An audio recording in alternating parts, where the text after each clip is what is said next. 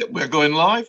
Yeah, good evening, ladies and gentlemen and councillors. For those of you who are watching, um, my name's Pete Astell. I'm the chair of Planning, Property and Services. And before we get underway, I'd just like to hand over to the acting clerk to explain the reasons why we're meeting in Zoom. Over to you, Matt. As if there's any avid followers of our meetings will know, the government emergency coronavirus act initially allowed councils to make decisions remotely, but then when they extended it, they removed that provision, meaning that remote decisions couldn't be made, i.e. through a Zoom meeting like this. However, Beverley Town Council resolved to delegate the responsibilities to the acting town clerk to carry out resolutions based on the recommendations they make in the meetings, with full council meetings now taking place in person, where anything that needs a full resolution by councillors can be made. And again, as explained to anybody watching last night at our Policy and Finance Committee, if there's anyone else different watching this meeting tonight, our full council meetings from the 20th of September will take place at the Emmaus room at the back of the Minster Parish Hall. We won't be able to broadcast them on YouTube, but members of the public will be able to contact us to say they wish to come and view the meetings. And any decisions made at this meeting, any recommendations, will be carried out by myself as acting town clerk as a resolution. Thank you, Mr. Chair. Thank you. Well, then we'll now go on to receive apologies. Hello, I'm not here, so I don't apologise. I am here, so I don't apologise.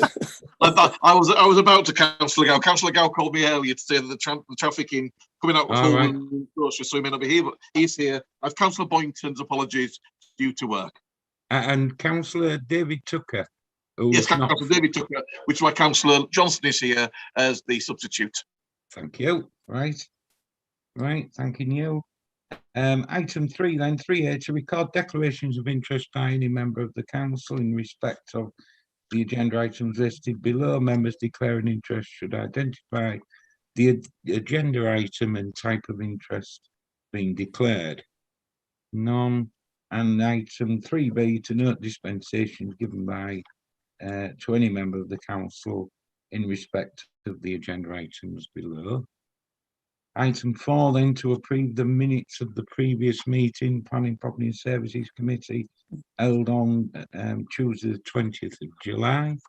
Yep, just to clarify, Mr. Chair, that usually minutes are approved at full council. If the committee meeting of that committee happens before the full council, the committee then approve the minutes rather than just note them. And that's the situation tonight. So I'll move them. Have we got a seconder? And thank you. Right, item 5 then, delegated responses, and the clerk in consultation with myself, you can see the delegated responses, they are attached. Are you all right with them? Yeah. The one I'd just like to highlight, Mr. Chair, is the larger one for the 297 dwellings. I did consult with all councillors on that one because it's quite significant with a suggested response. And councillors emailed back with some revisions to that, and so that's gone through. So I'm waiting to hear back from the East Riding regarding that matter. Right. Thank you, Matt. Are we all happy with that? Yeah. Yeah. Item 6 then, planning and environment applications, and the first one is in Minster Northland, northeast of 58 Swinewell Lane, and it's erection of a detached bungalow with associated access and parking. I couldn't work out where this was. Yeah, Ian? No, I just support anybody shoehorning things in anywhere. We need more little cheap houses. Yeah. It's the other side of the road towards Oldie. Yeah. Oh, right. Yeah. Are we in agreement? Okay. Yeah. Yeah. Thank you. Site of former Beverley St Nick's School, St Nicholas Road. erection of 30 dwellings with associated parking works and infrastructure following the demolition of the former St Nicholas Junior School. Any comments? How many parking places per dwelling? Do we know? When I counted, I did actually count that up. I can't remember the exact number, but it appeared that there were just slightly less than the number of individual property. Got you in. When Yeah, just by viewing it. Just on That's- that one, I'm sure, and I'll stand correcting here, that where you do get planning applications, obviously the developer does tend to provide parking space, but I don't think it's a stipulation that they have to provide them. And I see No. Matt nodding his head in agreement with me on that one. Yeah. Oh no, I don't think it is, but I think we should say something because there's going to be at least one car per dwelling, and often there'll be two. If it's two adults working, they could well have two cars each. Yeah. Where are they going to park them? Yeah, exactly. And I endorse your thoughts there. Can we put a note or something that we are a bit concerned about parking? I think Libby's making notes, so we'll come back to that Right, thank you. one. Thanking you, Ian. Yeah, I think there's a recommendation that there should be a recommendation from the East Riding Planning is that there should be a parking space for one car for each home. And it's disappointing that we're going to lose this this building when we were so close, but hey ho, that's where we are with it. It's sold, it's not available to us, and as long as they can provide appropriate parking, I think you're right, Anne. Thank you. Yeah. So we David. I think we should actually say we don't consider houses without parking to be of adequate standard in that location. Linda. You're on mute, Linda.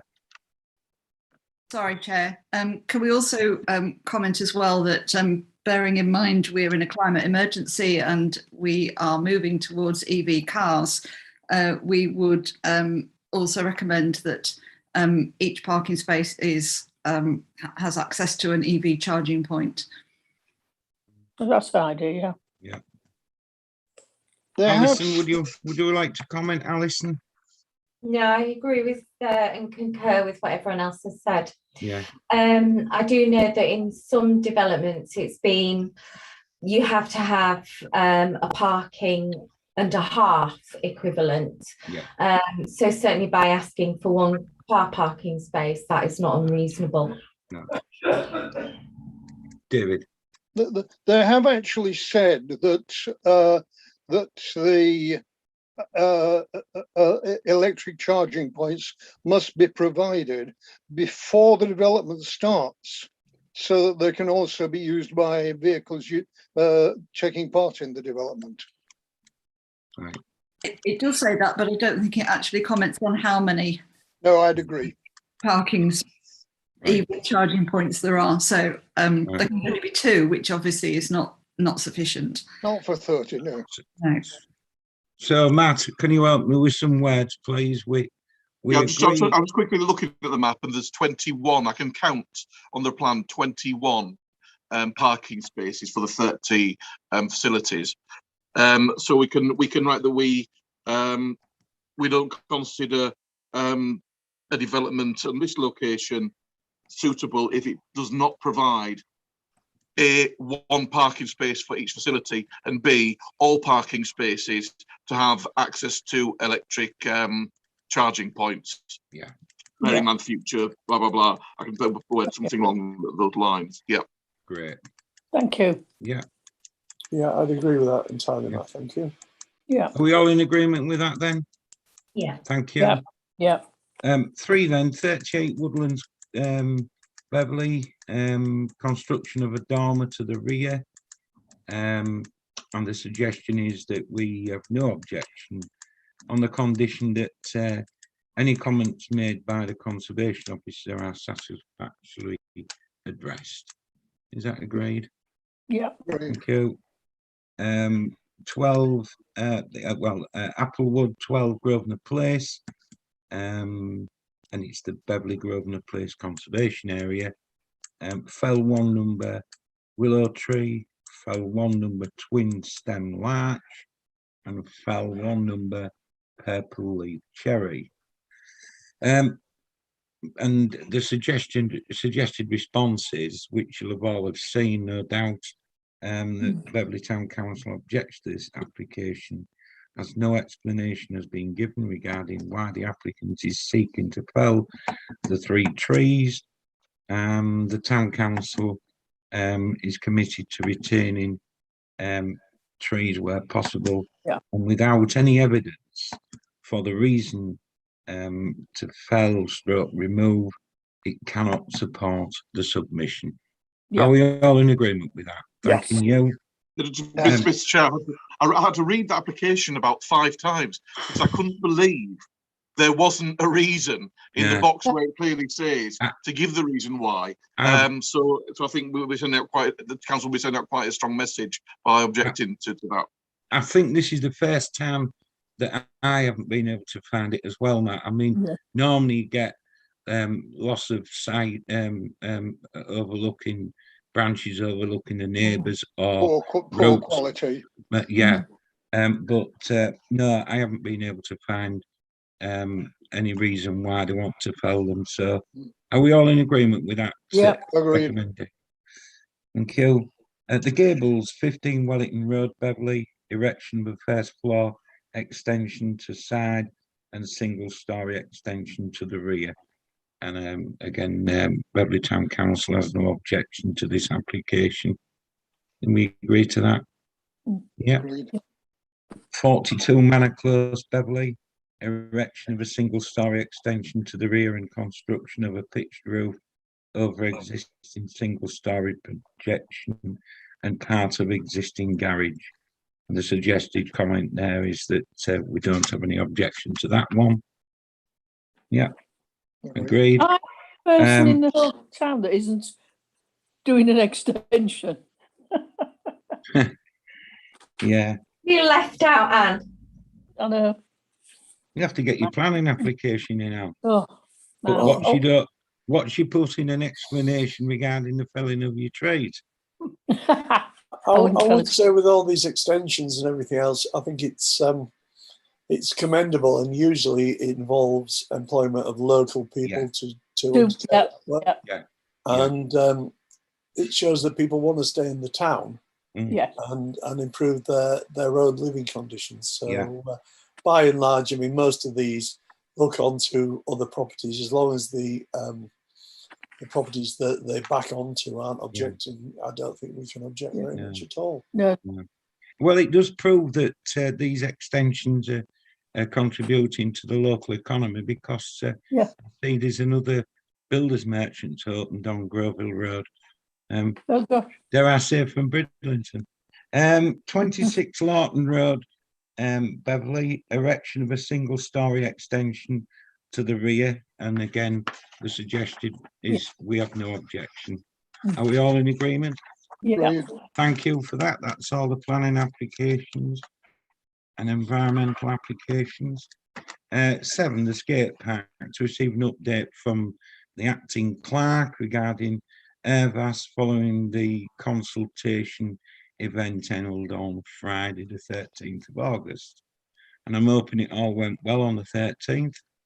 Yeah, as you'll be pleased to know that for alternate agendas items, I've got plenty of notes for all the next few items as well. Yeah, the initial comment I've got back is that there were 20 young people attended and they were very enthusiastic. The Airbus officer who managed it has subsequently gone on leave. I think, as I found with various different issues, the last 2 weeks of August are a key time for our fellow colleagues in the public sector and the charity sector to take leave. So when he gets back, he's going to provide a more detailed report. The plan then is, when we've got that report and we've got more information of what the young people were asking for, we can then start to put together a more detailed project plan with key dates and milestones for the redevelopment, replacement, enhancement of the skate park. But we need to wait for the comments back from the young people, because that's the founding base of it. So it'll be in stages, the development of a project like this. However, there might be one stage which I could get quotes on to look at in the more immediacy, which isn't necessarily the skate park itself, but in it. We know this is one of the problems, that the leisure centre still doesn't have any other bins on the leisure centre site. The only ones are the skate park. So anybody on site uses the skate park bins. Could I ask permission to seek quotes for larger bins, so we get new, more sturdy, sustainable bins on the site already that can then be used in the new development? Or if it's not part of the new development, be used elsewhere. But that would show that we're taking some active engagement now to try and address that issue. The cost of those might be quite high, so I need to look at the sort of costs and then feed back to the next meeting or so. Yeah. Yeah, that's fine with me, Matt. It seems a sensible way forward. Agree. What was you thinking, Matt, to purchase some or in advance, or was you just going to? We could purchase them and install them, but as soon as we purchase them on the current site. So there are bigger bins there on site now, which could then be reused when the site's redone, or used elsewhere if it's no longer suitable for the revamped site. It's just a way to try and address the immediate issue. I've spoken with JB Rural, who are our maintenance contractors. They've identified the fact that one of the bins is hardly used. Right. The one that's right by the gate is overflowing. Yeah. People Okay, Matt. want to go all the way in. Yeah, I've got you, Ian. Right, Matt. One way forward then would be you suggesting two bins. Two bins? Yeah, depending on the cost, two bins, one at the front and one at the back. So the one at the back is still used by the skate park users.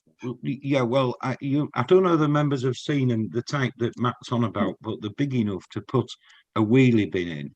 And the idea behind that is it's obviously locked inside the bin, and then the people just fill the wheelie bin up, and it makes it easier for East Riding Council staff to take it to the vehicle to empty.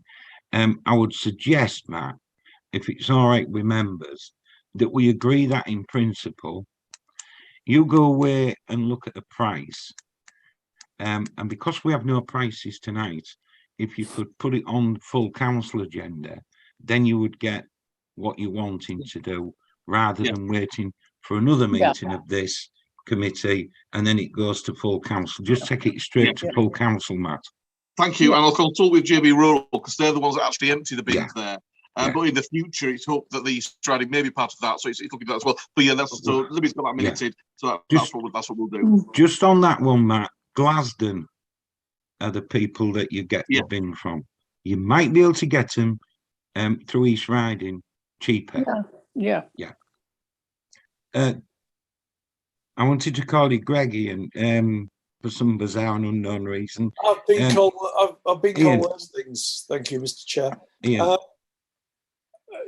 Remind me, I thought we had a service agreement with the East Riding to empty them, but is it JB Rural who empties? It's JB Rural. The East Riding won't, because the distance the skate park is from the path, from the drive-in to the leisure centre, makes it unfeasible for the bin guys to do it. So that's why JB do it, and they empty them when they go down twice a week to clear the park as well. Given that we're providing two bins on the site, and one of the big criticisms is that the bins are regularly see on social media, the bins being overflowing, which isn't really our problem. Could we not request that the East Riding provides some bins on, at the leisure centre? We've been trying for quite a few years, because it's the whole of the site doesn't have any bins. However, Detty Tyler Ervas has been pushing doors on that.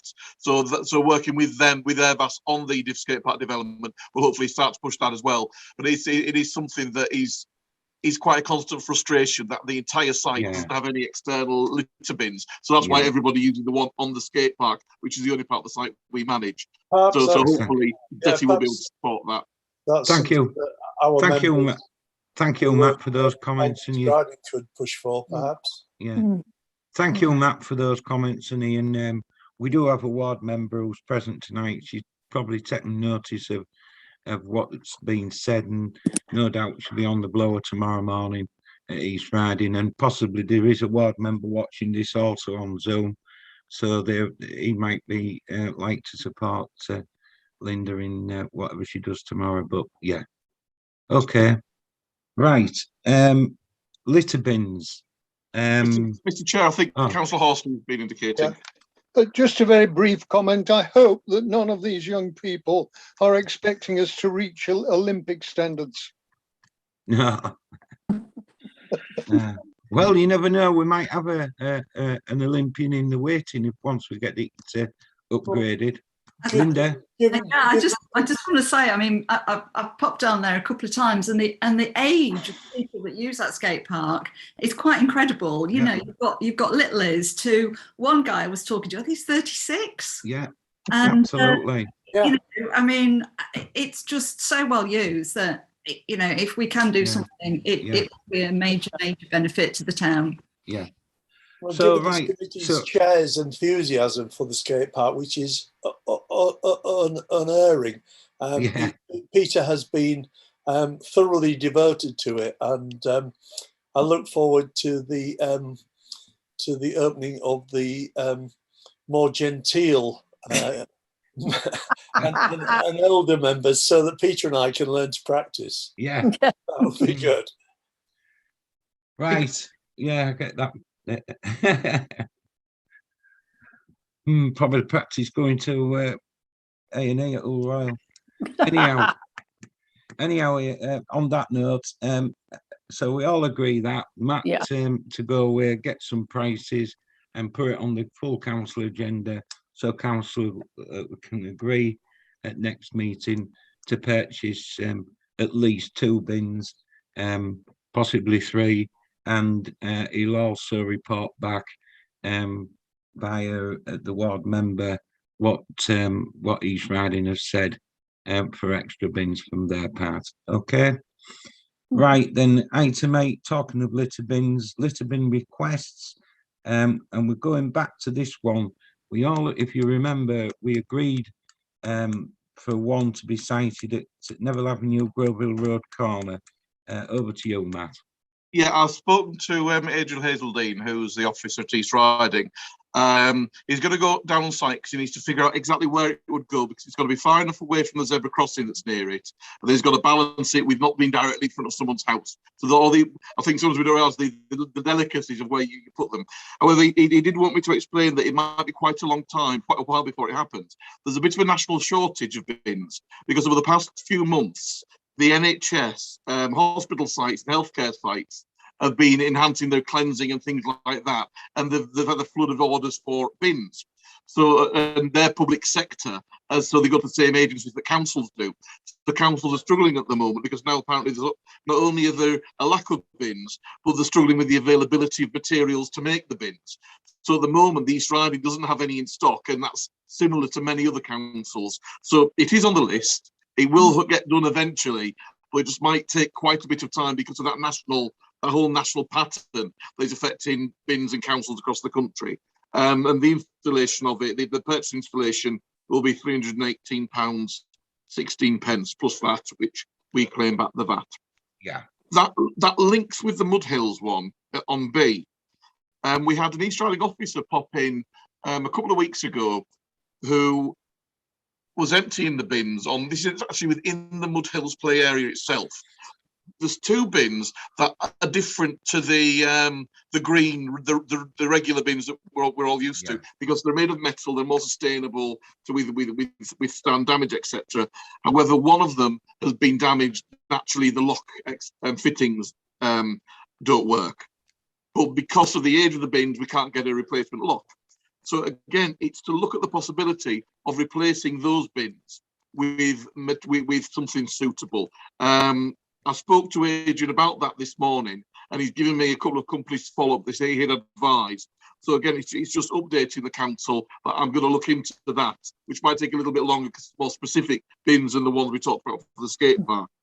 However, it brings us on to the budget regarding bins, because we have the budget line litter and grit bins, which is £2,500. So far, we spent £357 on a grit bin for outside Cherry Tree. Plus, out of that £2,500 also comes the maintenance and filling of the grit bins, which is an annual cost of about £1,376. So that leaves £767 remaining. When you take out the money for the bin we've just discussed on Neville Ave, that only leaves £449 of that budget. I wondered if councillors would like to consider the fact that we did in the budget, there's also £5,000 for emergency town plan equipment, which we've now decided we're not going to go ahead with because of where the working group decided it was feasible. So my thought would be, would council consider vying 3,000 of that £5,000 to bins and litter bins, to grit bins and litter bins, to give us more of a budget? And then when we're putting together next year's budget, we split it up into 3 budget lines for new litter bins, new grit bins, and litter and grit bin maintenance. That will give a clearer pattern going forwards as to where the money's, which money goes for what. Yeah. But in the immediacy, by vying the £3,000 across, it gives us more money for the next few months to spend on bins. Otherwise, we'll only be able to purchase between now and the end of the financial year 1 more bin, when we know there might be more of a need. So I would move that then, members. Yeah, I'll say. Yeah, we're fighting for. Ian seconded. I can't see the public of Beverley objecting to us using the funds to procure more bins. No. Which, Provided we don't put them in front of their house. Yeah. Well, we'll worry about that afterwards, David. Need be. I think generally that would be supported across the town. Yes. Yeah. Yeah. I think you're right there, Ian. Yeah. So do we agree with that? Ian Yeah. seconded it. I proposed it. Yeah. Thank you. Item 9 then, benches update. To receive update on potential benches, Matt.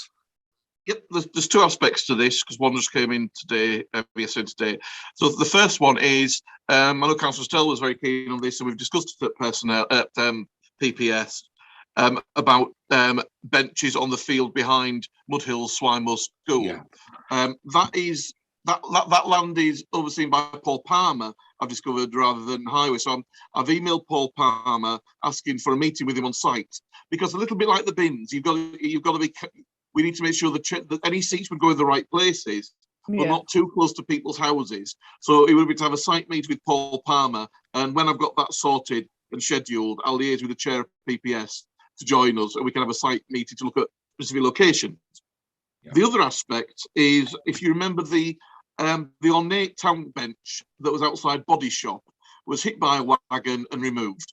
And the East Riding don't have the budget to replace it, but there are members of the public requesting for it to replace. So I've liaised with Ian Sugden, who is the East Riding officer who manages this.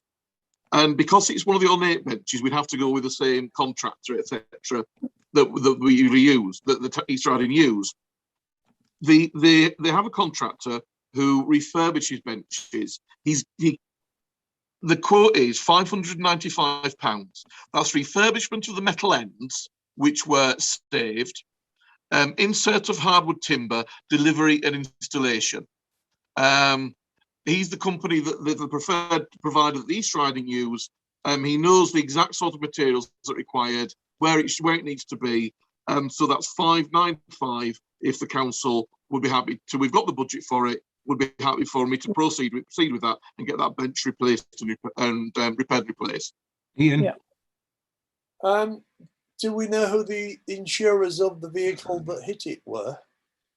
Will we be able to get talk to East Riding about that, because at the time the East Riding owned the bench, technically owned the bench. The East Riding owned the benches, but they don't have money to replace. So I'm sure the East Riding would have looked into the insurance side of it if that had been an issue. But I can ask Ian about that. Well, perhaps it'd be worth inquiring if nothing else. At least we're trying to be prudent with it. Yeah. But it's just, the council wants to proceed, and I can look at that strand as well. In the meantime, I'm happy to proceed for Matt to proceed with that. I see we've got thumbs up. Yeah. So, do you want that proposal, Matt? Yes, we're going to have a proposal and a second officially for the propose it. Ian seconding it. Yeah. Are we all in agreement? Yeah. Agreed. That's There's agreed. another one. 10. St. John's Another one. Ambulance. Yeah. Oh, sorry. We agreed some time ago that we needed a bench at the bottom end of Manor Road next to the girls' high school fence. And at the time, they couldn't decide a spot because these telecommunications things were being put in. That's now been done, so they should be able to go and look for a sensible spot. Right. Can I suggest then, David, that Matt looks into that and reports back to the next meeting? Yeah, I'll liaise with the instructor to find out about that. Yeah. But if it's not his department, he'll put me in the right direction. Yeah. Is that all right, David? Good. Thanking you. Thanks.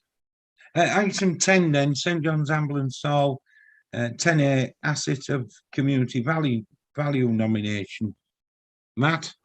Yeah, well, councillors have already been emailed this, but because we needed to bring it back to a meeting, and so it's public information. Yeah. The town council applied for the St. John Ambulance Hall building to be registered as an asset of community value.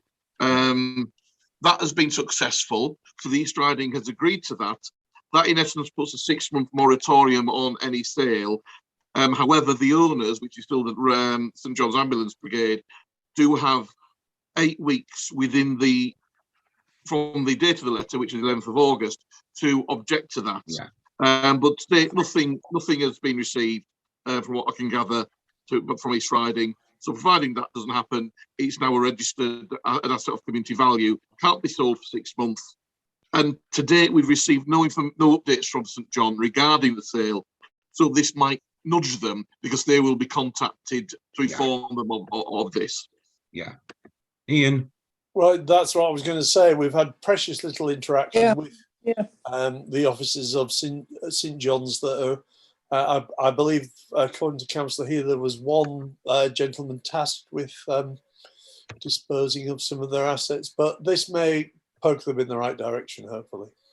My thought would be that if, when we get to the end of the 8 weeks and there's been no objection, to then contact St. John again, say, now this is an asset of community value, what's your process going to be regarding potential sale? Yeah. Is that okay? Mm-hmm. Yeah. Yeah. And item 10B then, listing. Matt. Councillor Wildey requested this on the agenda regarding the looking into the possibility of getting putting the building, requesting for the building to be listed. She looked into it and it would cost about £3,000. My initial thoughts on this, councillors, and advice is that listing a building can prove difficult in terms of the future. If, for example, it was listed and the town council, when it became up for sale, decided to purchase it, it creates issues with how we change it, disability access, if we need to move anything around to what we wanted. If we decided not to buy it, it may then prove difficult for anybody to want to buy it, and it could end up being a listed building that, as we see several of them, not in Beverley but in other places, that just end up derelict and empty because people can't do anything with them. So we've got the balance with the 6-month moratorium. We still don't know what St. John's doing, but council are welcome to discuss it further. But that was just my initial advice when considering the possibility of listing it. It can lead to unforeseen difficulties. Ian, then Alison. I'd support what our learned clerk says, to be honest. And we have got this 6 months delay in anything proceeding. So I don't, especially if it's going to cost us 3,000 quid to make it more difficult to then alter the building. I think we have to be mindful and tread carefully at the moment, but we could defer it a little while. Alison. Yeah, I think to be fair to Councillor Wildey, the reason why she suggested listing came from a motive not of architectural interest or something specific within the building of historical interest, but merely to try and support the process of it being a community asset and to try and actually explore, was it a way of keeping it for use for Beverley people within Beverley. So I don't think she was after it being listed for a particular architectural interest. So do we go along with Matt's advice then? Yes. And we leave it for now. Yeah. Is that agreed? Yeah. Thank you. Thank you. 11 then, Tommy Planters. I've asked Matt to have this on the agenda. Every year, and like the majority will do, you'll go out to Beverley, you'll be going round the East Riding, no doubt you'll see round about Remembrance Day for Armistice Day, remember the war dead. They have some nice commemorative plaques or what have you on display. Each village does their own thing, and I was looking at their Royal British Legion website, the shop, and they have some planters. They call them Tommy Planters, and you've seen the type of thing amongst your agenda papers, and they're each 150 quid, all but a penny. And I was going to suggest that we possibly purchase 2. Yeah, I've got you in. And it would be nice, I would have thought, to have placed one in the Endgate War Memorial Garden, and then one possibly somewhere else. Members might like to purchase more than 2, but I just thought I'd put it on the agenda because it is September, and if we're going to purchase anything, we want to get on with it now rather than later. Ian. My concern is that the metal cutout may be prized away by ne'er-do-wells, and it looks to be riveted on in a couple of places. But that would be my concern. And also, I know they're pressure treated if you read the spec. Yeah. But I think they need some external coating and stuff. But my real concern would be some hooligan prizing the lovely Tommy symbol from it, the silhouette type. Yeah. And perhaps, I don't know, perhaps our contractors could find a better way of making it more permanent, because it looks a little, I don't know, maybe I'm thinking badly of the young people of the town, but I think it could be easily desecrated. Good point. Doesn't need to be from the town. We have foreigners coming here. Foreigners? As far away as all. Right. So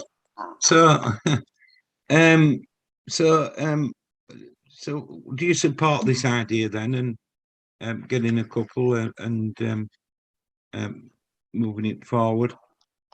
Yeah.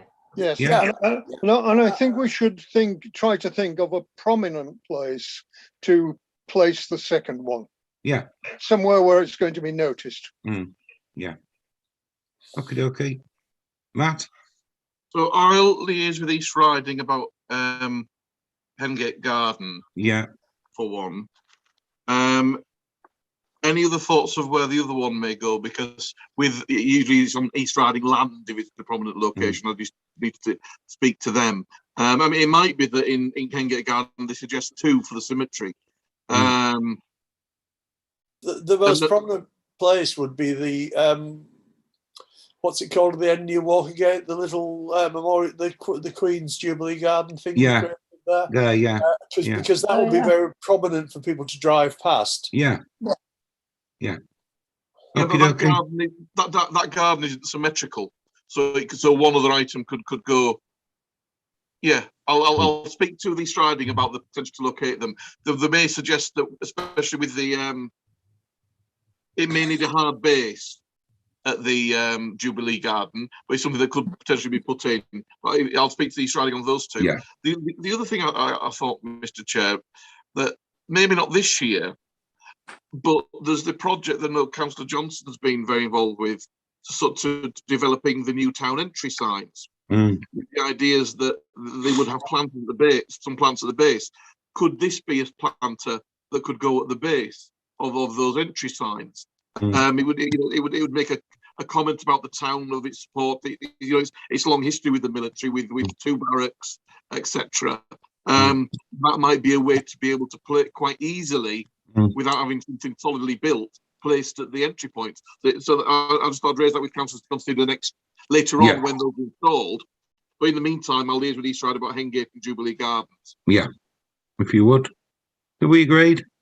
Agreed. Yeah. Thank you. Just one other question on that, Mr. Chair. If they are planted up, would you like them in the immediacy just planted up with something, liaise with Tony Davis and get something nice and hardy to last? Yeah. Okay. Yeah. Thanking you. Right, item 12, to consider the exclusion of the public from the meeting on the grounds that confidential information in relation to the business contract shall be disclosed. Public Bodies Act, Admissions of Meetings Act 1960. And the motion is that the public be excluded from the on the grounds from the meeting on the grounds that confidential information in relation to the business contracts shall be disclosed. Public Bodies Admissions of Meetings Act 1960. Do I have a seconder?